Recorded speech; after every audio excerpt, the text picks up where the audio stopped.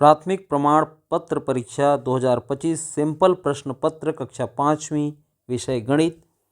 समय इसका रहता है 2 घंटा और पूर्णांक होती है 40 अंक की।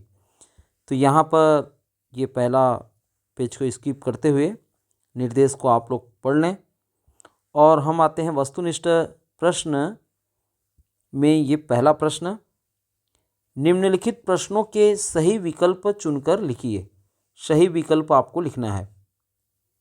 तो यहाँ पर जैसा कि 3360 को अंकों में लिखते हैं बच्चों। जब इस प्रकार से अंकों में जब लिखना रहेगा तो 30,000, आप 30,000 तो लिख लेंगे, 30 तो लिख लेंगे, उसके बाद अल्प विराम लगाएंगे, फिर 360 इस तरीके से आप लिख लें और उसके बाद अपना उत्तर का मिलान विकल्प से कर लें। तो जैसा कि यहाँ पर आप देख रहे हैं सी ऑप्शन, ये बिल्कुल ये सही उत्तर है।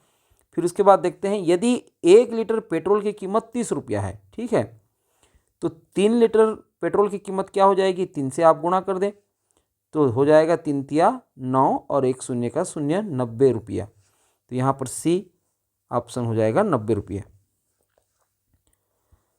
संख्याएं 30, 50 और 40 का औसत कितना होगा। सभी जो डाटा है ना इसको हमको जोड़ना पड़ेगा और हम देखते हैं कि यहाँ पर 30, 50 हो गया 80 और 80 और 40 हो गया 120। 120 ये डाटा का योग है और डाटा की जो संख्या है वो कितनी है, वो है 3। तो 3 एकम 3, 3 चौक 12 और 1 शून्य का शून्य, तो ये कितना हो गया, 40 आ गया। तो जो संख्याओं का औसत क्या होगा, वो होगा 40। निम्न में से कौन सी दशमलव संख्या सबसे बड़ी है। कौन सी दशमलव संख्या सबसे बड़ी है। और यहाँ पर हम देखें जो दशमलव के बाईं ओर आपका जो अंक है, जो स्थान है, वो तो बराबर है 22 है सब में, ठीक है। अब क्या करते हैं हम, दशमलव के बाद जो दशांश है, 10वां भाग है, उसको हम देखते हैं। तो इसमें 3 है, इसमें 5 है, इसमें 1 है और आखिरी जो डी है वो है 22.90। ये सबसे बड़ा हो जाएगा डी। जिस कोण का माप 90 अंश से अधिक होता है उसे हम अधिक कोण कहते हैं। सी ऑप्शन अधिक कोण। फिर आगे हम देखें यहाँ, यदि किसी वस्तु का क्रय मूल्य 250 रुपये तथा विक्रय मूल्य 330 रुपये हो तो कितनी लाभ या हानि होगी। क्रय मूल्य मतलब खरीदने का मूल्य 250 रुपया और बेचने का मूल्य 330 रुपया। खरीदने के मूल्य से बेचने का मूल्य यदि अधिक हो तो लाभ तो होगा ही, ठीक है। मतलब विक्रय मूल्य ज़्यादा हो क्रय मूल्य से तो विक्रय मूल्य ऋण क्रय मूल्य बराबर होता है आपका लाभ, ठीक है। और यहाँ पर हम देखें तो विक्रय मूल्य है 330 और उसमें घटा दें उसका क्रय मूल्य 250, तो उत्तर कितना जाएगा, उत्तर आ जाएगा आपका 80। तो 80 रुपये का क्या होगा, लाभ होगा। प्रश्न 7 है, 7 रुपये को पैसे में बदलो। 1 रुपये में कितने पैसे, 1 रुपये में 100 पैसे। तो 7 रुपये में कितना, 7 गुणित 100 यानी 700 पैसे। 700 पैसे, ठीक है। अब आगे हम देखें, 6 बजे को घड़ी में दर्शाओ। 6 बजे तो आपकी जो घंटे की कांटा, जो छोटी कांटा होती है उसको घंटे की कांटा कहते हैं, वो तो 6 में रहेगा ही। और 6 बज के कोई मिनट नहीं बताया है तो शून्य में ही रहेगा, शून्य मतलब 12 में। फिर उसके बाद जो है ये आगे बढ़ती है। तो ये इस प्रकार से आपको घड़ी में ये दर्शाना रहेगा। निम्नलिखित आकृतियों का अगला क्रम बनाओ। यहाँ पर आप देख रहे हैं कि 2 यहाँ पर डिब्बा है ना, ये 1 और ये 2। फिर उसके बाद देखें तो यहाँ पर है 1 2 3 4, 4 डिब्बा है। फिर उसके बाद देख रहे हैं कि 1 2 3 4 5 6, 6 डिब्बा आ गया यहाँ। अब की बार जब आप आकृति बनाएंगे तो इस प्रकार से आकृति तो बनाएंगे ही और क्या करेंगे उसके बाद, जैसा ये बीचों बीच इस प्रकार से दो लाइन करके इसको डिवाइड किया गया है, 1 2 3 और ये 4, 1 2 3 4 5 6 7 8, इस प्रकार से आप आकृतियों का अगला क्रम बनाएंगे। हल करो। और यहाँ पर जो ए है वो है आपका घटाना और बी है आपका गुणा। सबसे पहले हम घटाना को देखें, और घटाना में हम बड़ी संख्या को पहले लिखेंगे। ये हो जाएगा आपका 9,92,646।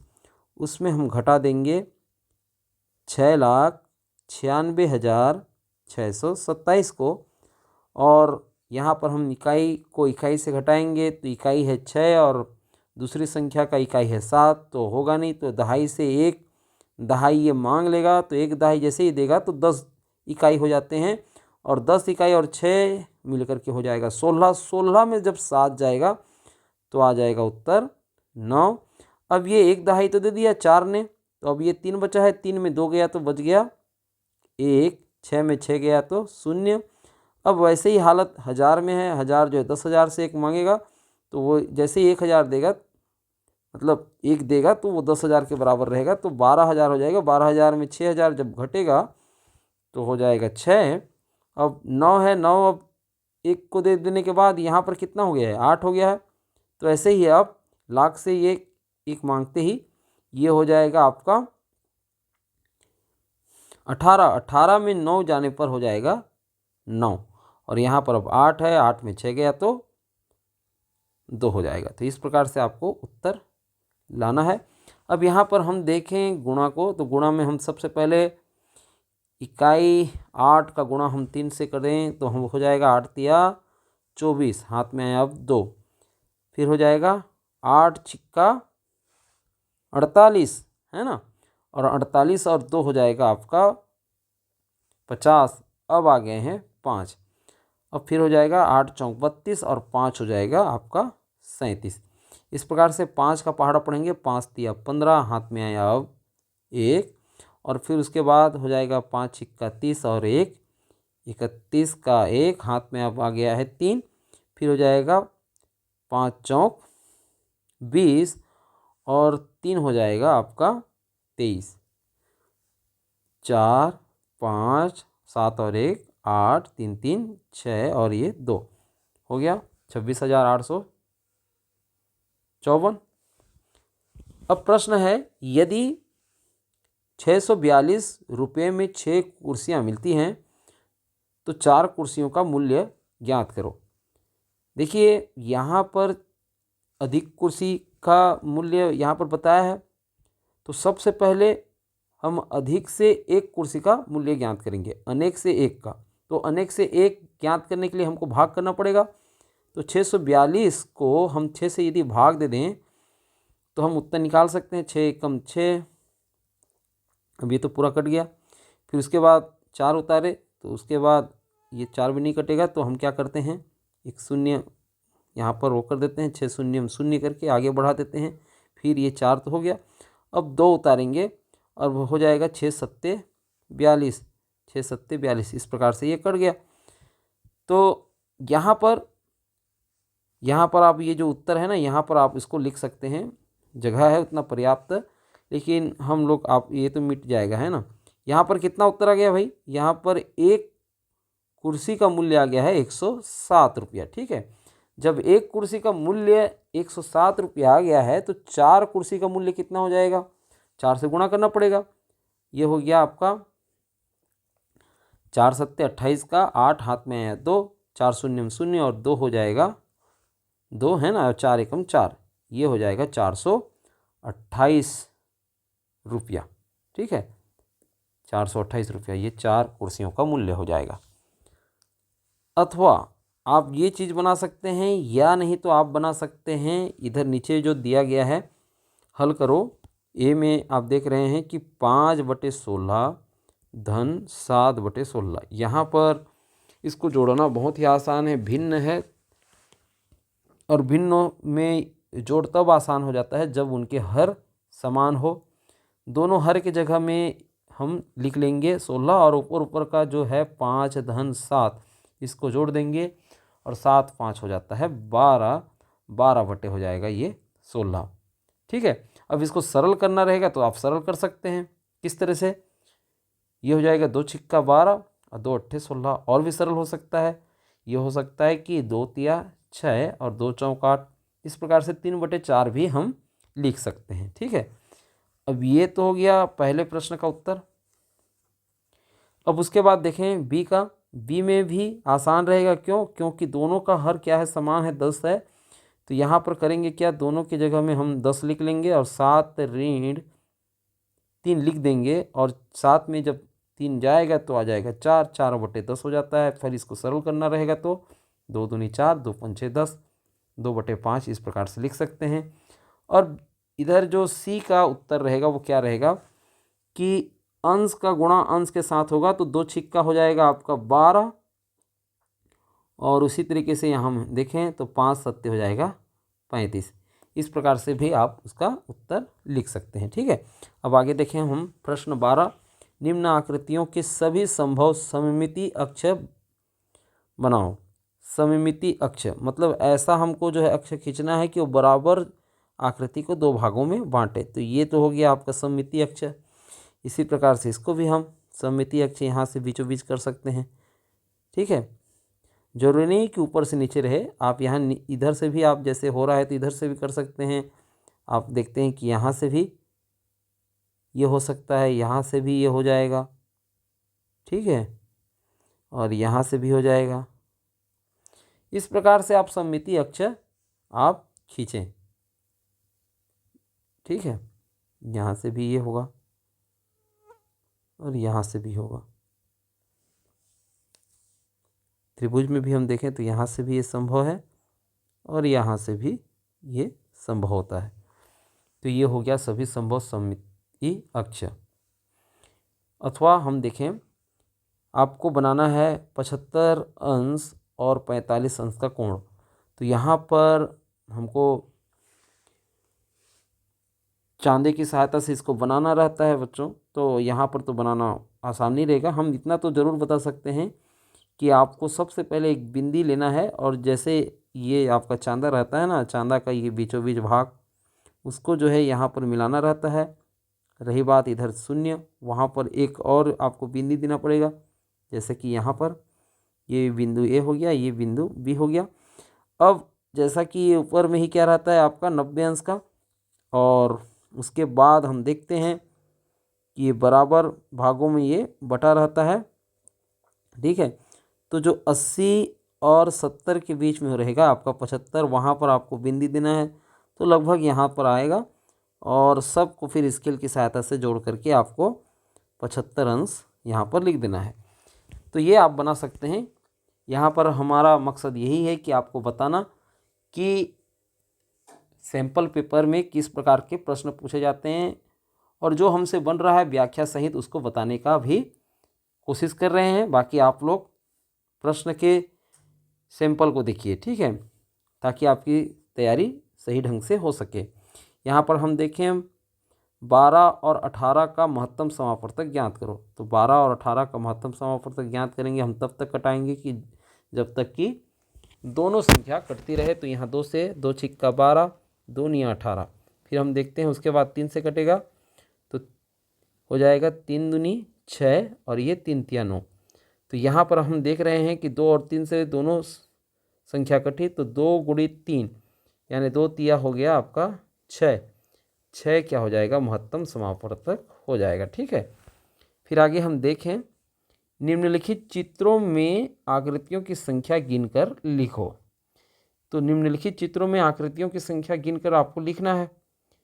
और यहाँ पर आप देख रहे हैं कि त्रिभुज है। त्रिभुज कितना दिया है, 1 2 3 4 और 5। तो यहाँ पर कितनी है, 5।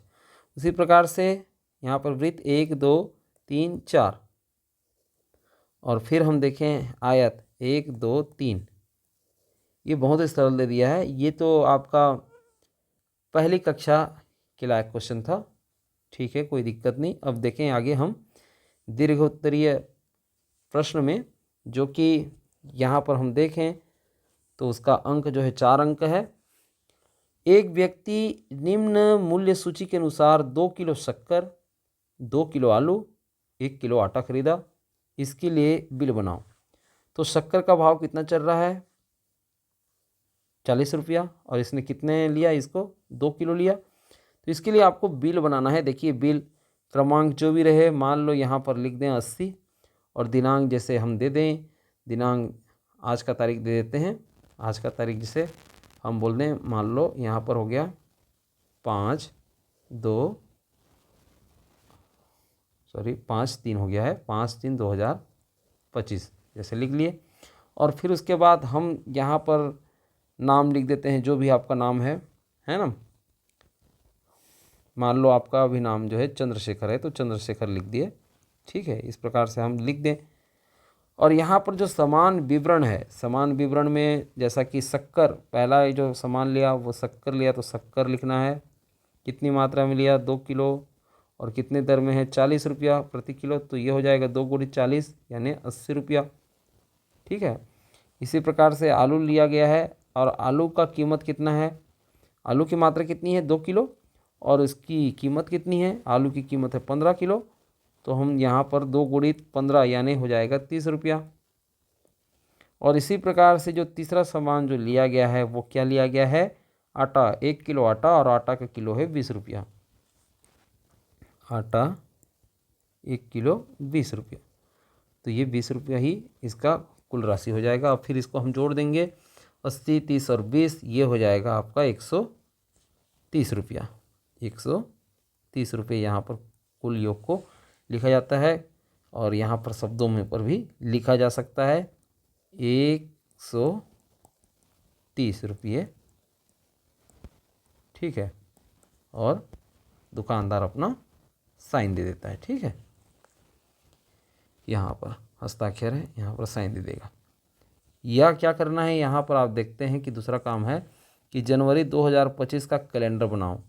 कैलेंडर बनाना है। और जनवरी कितने दिन रहते हैं? जनवरी में 31 दिन होते हैं ना। तो आप यहाँ पर बुधवार को 1 तारीख, तो गुरुवार को 2, 3, 4, 5, 6, 7, 8, 9, 10, 11, 12, 13, 14, 15, 16, 17, 18, 19, 20, 21, 22, 23, 24, 25, 26, 27, 28, 29, 30, और ये हो गया आपका 31।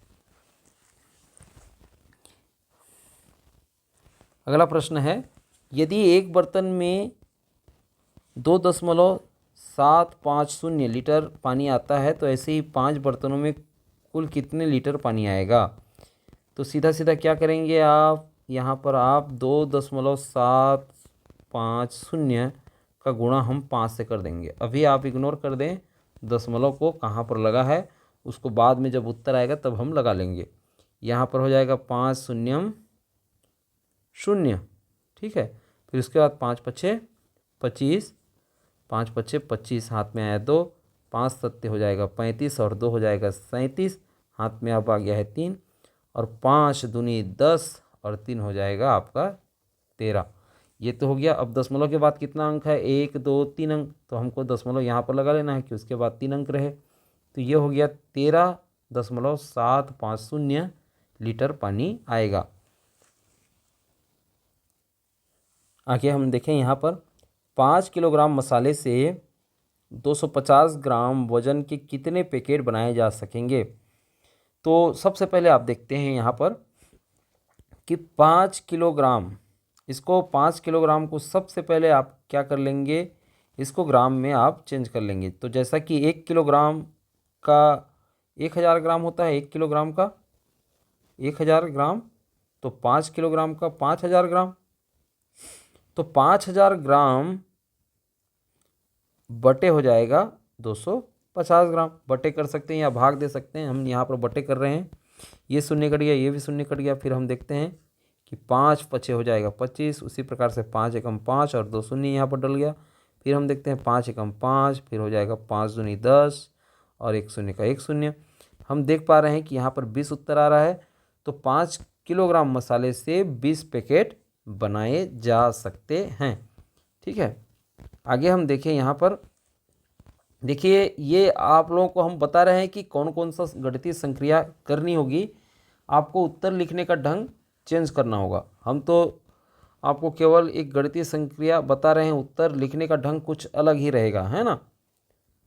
ठीक है, यदि आप चाहते हैं कि उस प्रकार से उत्तर लिखने के ढंग भी बताए जाएं तो आप हमें कमेंट कीजिए। हम अगली बार जो सैंपल पेपर डालेंगे उसमें इस चीज़ का बहुत ही ख्याल रखेंगे। ठीक है, आगे हम देखें। प्रश्न 17 है, नीचे दी गई आकृतियों का परिमाप ज्ञात करो। परिमाप यानी चारों ओर की माप। हम यहाँ पर देखें तो ये हो गया आपका 15 और 15 दोनों तरफ के आजू बाजुओं की हम देख लें तो 15 15 हो जाएगा आपका 30। ठीक है, और 24 24 हो जाएगा आपका 48, 8 और ये हो जाएगा 7, 78 सेंटीमीटर इसकी परिमाप हो जाएगी, चारों भुजाओं का योग। ठीक है, उसी प्रकार से हम देखें यहाँ पर त्रिभुज का तो 6 4 10 5 15 15 मीटर हो जाएगा इसका परिमाप। ठीक है, अब आते हैं यहाँ पर प्रायोजना कार्य पर। कक्षा 5वीं विषय गणित, और यहाँ पर प्रायोजना कार्य में से 2 प्रायोजना आपको करने होंगे, 2 कार्य। ठीक है, और प्रत्येक कार्य पर 5 अंक निर्धारित हैं, तो कुल है 10 अंक। 5 वस्तुओं की लंबाई नाप कर तालिका में बनाओ। तालिका बनाना है और आपको क्या कर लेना है कि एक तो रहेगा पहला ही क्रमांक का, फिर उसके बाद आप लोग लिखेंगे वस्तु का नाम और फिर उसकी लंबाई जो भी है। तो आप जैसे छोटे वस्तु ले रहे हैं तो सेंटीमीटर में ये आप लोग लिखेंगे, लंबाई सेंटीमीटर में। और इस प्रकार से जो भी आपको लिखना रहेगा आप इस प्रकार से कॉलम बना करके उसका उत्तर तैयार करेंगे। ठीक है, ये तो हो गया पहला। यदि आप लोग पहले प्रायोजना को ले रहे हैं तो कोई भी 5 वस्तु ले सकते हैं, पेन ले सकते हैं। ठीक, और नहीं तो आप जो भी चीज़ें हैं आपके आसपास, कापी पुस्तक सबको आप नाप सकते हैं। फिर या नहीं तो क्या होगा, 5 वस्तुओं का वजन तौलकर तालिका बनाओ। तो सेम स्थिति वही करना है, 3 कॉलम बनाना है। पहला कॉलम क्रमांक, दूसरा में वस्तु का नाम, और जो तीसरा कॉलम रहेगा वो रहेगा वजन का। और वजन लिखने के बाद आप लिख लेंगे ग्राम में। ग्राम में लिखना ज़्यादा ठीक रहेगा। ठीक है, और इसके लिए आप जो भी इलेक्ट्रॉनिक तुला है वहाँ पर आप दुकान में जा कर के 5 वस्तुओं का आप वजन तौल सकते हैं। फिर उसके बाद है तीसरा, अपने मन से 5 अंकों वाली संख्या बनाना है और इन सभी संख्याओं को शब्दों में लिखना है। तो वैसे ही रहेगा, आपका क्रमांक रहेगा और आप पहले वाले कॉलम में लिख देंगे अंकों में और दूसरे में लिख देंगे शब्दों में। ठीक है, और सीधे सीधे आप लोग लिख सकते हैं। इसी प्रकार से अपने आसपास की 5 सममित वस्तुएं, यहाँ पर हम तो आपको बताए हैं सममित अक्ष बनाते हुए, तो आपको सममित वस्तुएं जैसे कि पत्ती लाओ और उनमें सममित अक्ष बनाओ, ये बात हो रही है। तो आप जैसे पत्ती बना रहे हैं तो वैसे ही सबको चिपका सकते हैं अपने कागज़ में, उसको चिपकाने पत्ती ले आइए अलग अलग आकार की, और कोशिश कीजिए कि वो सभी सममित वस्तुएं हो, यानी बराबर उसको 20 से मोड़ करके 2 भागों में बांट सकें। फिर आगे हम देखें प्रश्न 5वां में, कार्डबोर्ड से घन या घनाभ बना करके लाओ। तो ये घन और घनाभ जैसा कि आपको पता ही है, घन के लिए सभी भुजाएं बराबर होती हैं। इस प्रकार से आपका घन बनता है, जैसे लूडो है ना, ये इस प्रकार से रहेगा, ये हो जाएगा आपका घन। और घनाभ में क्या रहेगा, घनाभ में अब थोड़ा सा ये लंबा हो जाता है। ठीक है, घनाभ में क्या हो जाता है, ये लंबा हो जाता है, जिसमें ये इस प्रकार से।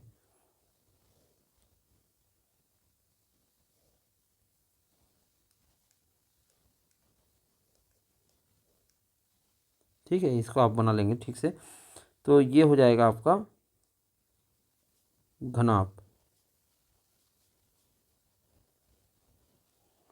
तो आशा है आप लोगों को हमारा ये मॉडल पेपर समझ में आ गया होगा।